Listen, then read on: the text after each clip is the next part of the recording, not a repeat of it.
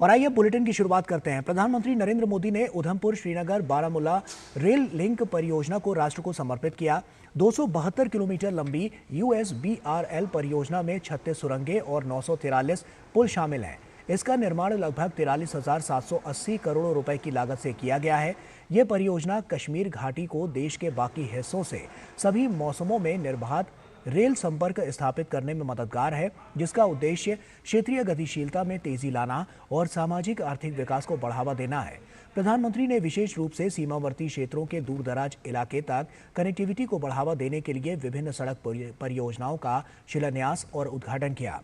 प्रधानमंत्री ने कटरा में 350 करोड़ रुपए से अधिक की लागत वाले Shri Mata Vaishno Devi institute of medical excellence की आधारशिला भी रखी। जम्मू कश्मीर के कटरा में विशाल जनसमूह को संबोधित करते हुए पीएम ने पाकिस्तान के आतंकी नेटवर्क पर जमकर कटाक्ष किया।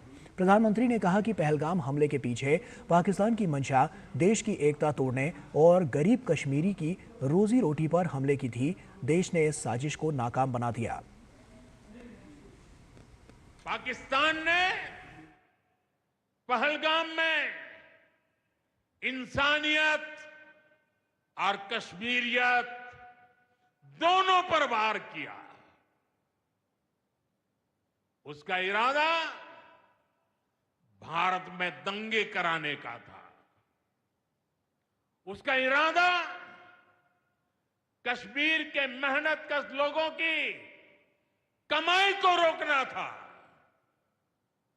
इसलिए पाकिस्तान ने टूरिस्ट पर हमला किया।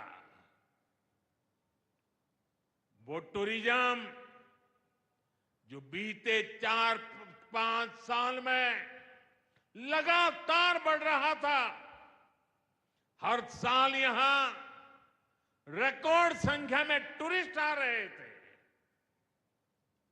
जिस टूरिज्म से जम्मू कश्मीर के गरीबों के घर चलते हैं, उसको पाकिस्तान ने निशाना बनाया। पाकिस्तान की साजिश इन सबको तबाह करने की थी। आतंकियों को चुनौती देने वाला नौजवान आदिल, वो भी तो वहां मेहनत मजदूरी करने गया था, लेकिन अपने परिवार की देखरेख कर सके इसलिए मेहनत कर रहा था। आतंकियों ने उस आदिल को भी मार दिया। साथियों, पाकिस्तान की साजिश के खिलाफ जिस प्रकार जम्मू कश्मीर के लोग उठ खड़े हुए हैं, जम्मू कश्मीर के अवाम ने इस बार जो ताकत दिखाई है, ये सिर्फ पाकिस्तान नहीं, दुनिया भर की आतंकवादी मानसिकता को जम्मू कश्मीर के लोगों ने कड़ा संदेश दिया है। और वहीं प्रधानमंत्री ने ऑपरेशन सिंदूर के दौरान पाकिस्तान की शिकस्त का जिक्र किया। प्रधानमंत्री ने कहा कि भारतीय सेनाओं ने पाकिस्तानी आतंक के अड्डों को तबाह कर दिया। 6 मई की वो रात पाकिस्तान के आतंकियों पर कयामत बरसी थी।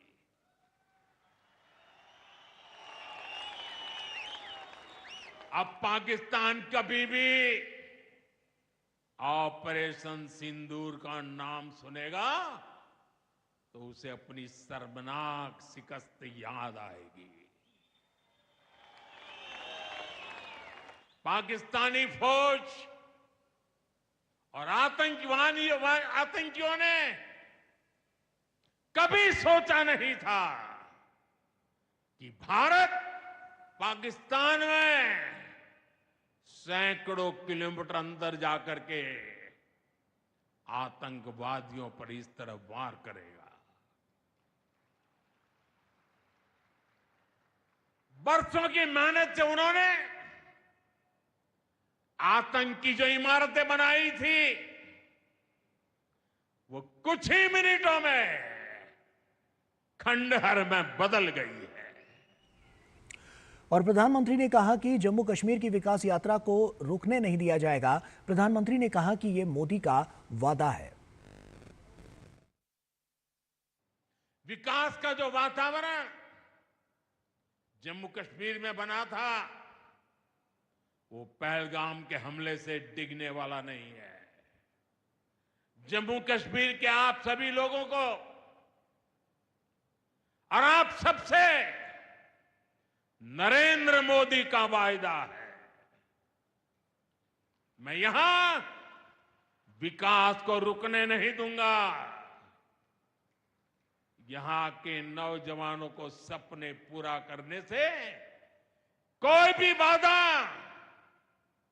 अगर रुकावट बनती है तो उस बाधा को पहले मोदी का सामना करना पड़ेगा। और प्रधानमंत्री ने ऑपरेशन सिंदूर के दौरान पाकिस्तान द्वारा जम्मू कश्मीर के आम नागरिकों को निशाना बनाए जाने का भी उल्लेख किया।